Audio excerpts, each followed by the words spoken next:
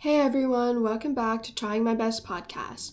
Today's episode is called Trying My Best to Have Difficult Conversations. And I mean those long, hard, and emotional ones that are very difficult but necessary for relationships to grow. But here's a little secret.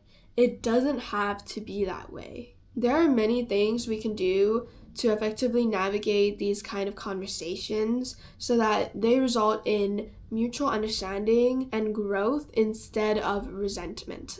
Now, these kinds of conversations, I feel like the more intimate the relationship is, the harder it is because of how emotionally invested you are. Especially in romantic relationships, these difficult conversations often inevitably come up, right? And if you have ever dated anyone or if you are dating anyone, then you have probably came across these kinds of conversations before. And it's really important to learn how to discuss issues without hurting yourself or hurting your partner, who should be trying to understand and support you, by the way. And without knowing, it can be very, very easy to say hurtful things or say things you don't mean in these kind of conversations.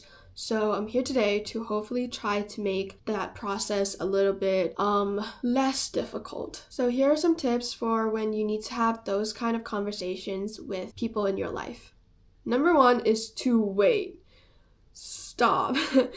I don't mean wait for a long time so that your resentment grows, but I mean take a couple of minutes or hours to make sure that you're not being overly emotional. Take the time to detach from your emotions.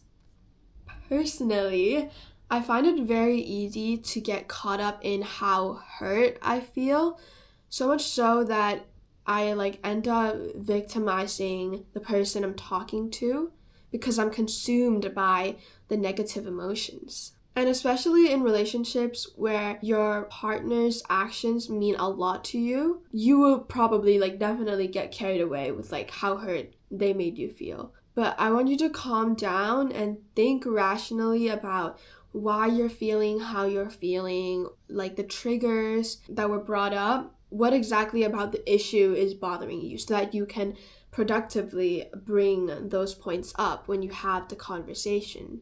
Number 2, it's kind of the same point, but take a deep breath, slow down your breathing, make sure you're not fuming with fury. Again, it's best to approach these type of conversations with mindfulness and rationality.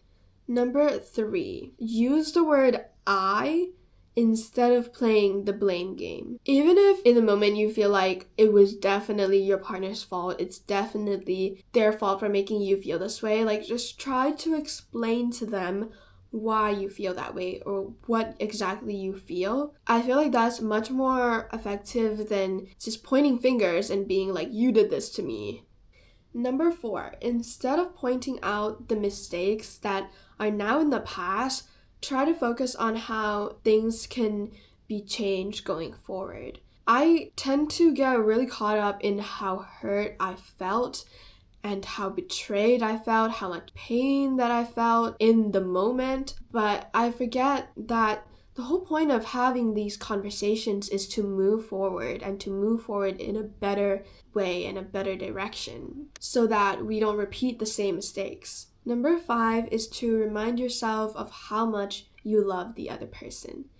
If you're even trying to have these conversations in the first place, then it's crystal clear how much the other person mean to you. So try not to get consumed in the negative emotions. I know I'm kind of repeating myself, but just trust me, remind yourself of how minuscule this issue is in your relationship or friendship or whatever it is. Remind yourself of how much you love them and how much you want this to work out, and try to be in that headspace when you're having the conversation. That's all the tips I have for now. I really hope that you enjoyed this podcast, and I will see you in the next one. Until then, keep trying your best because that's more than enough.